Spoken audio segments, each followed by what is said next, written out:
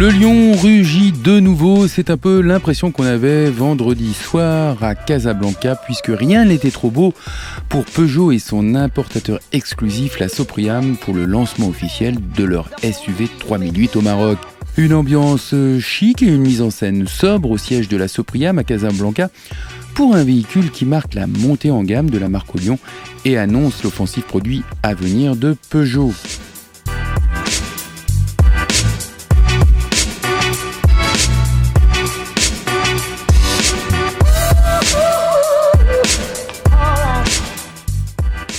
Autour du monde de l'automobile, le staff de Peugeot et son directeur général délégué, Amine Sohel, restent très confiants dans le succès de ce modèle qui s'est déjà vendu à plus de 150 000 exemplaires en Europe depuis sa commercialisation il y a 6 mois. Bonsoir VHTV, ce soir on assiste au lancement du nouveau 3008 de Peugeot dans un événement exceptionnel dans la ville de Casablanca.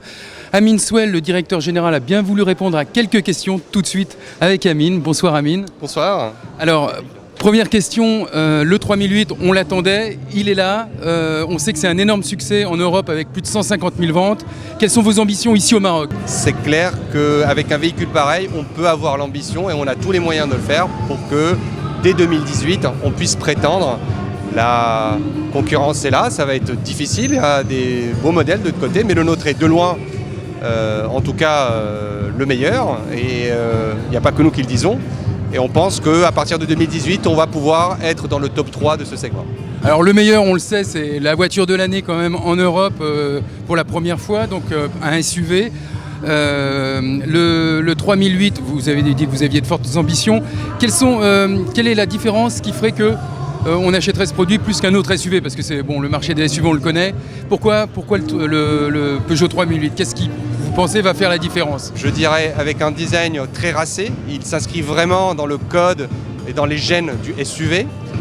Deuxièmement, il amplifie le plaisir de la conduite avec notre Amplified iCockpit que personne n'a et que tout le monde voudrait avoir.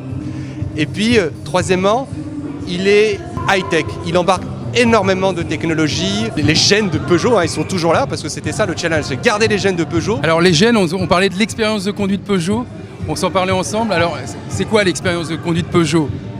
Alors l'expérience de conduite Peugeot, d'abord, c'est une fois que vous êtes dans le véhicule, une vraie sensation de puissance et d'être avec votre véhicule, avec des châssis, comme vous le connaissez, qui tiennent bien la route. Et donc au virage, on se fait plaisir. Avec toute l'iCockpit, où là on a des petits volants qui permettent vraiment de bien maîtriser en tout cas son environnement et de se faire plaisir.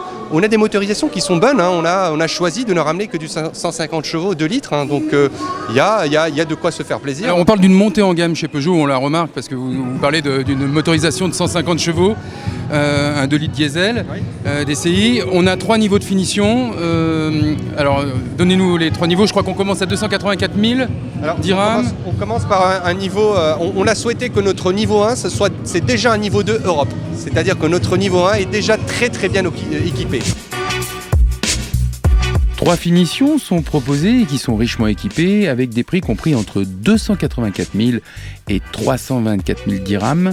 Et comme on l'a dit, un e-cockpit que seul Peugeot propose sur le marché et qui devrait lui permettre de faire la différence sur un segment en pleine explosion. Avec ce nouveau SUV, Peugeot complète sa gamme et relève donc le challenge et les nouvelles ambitions affichées par le groupe PSA au Maroc, celle de reconquérir de nouvelles parts de marché et de repositionner la perception de ses marques et de ses produits dans le royaume.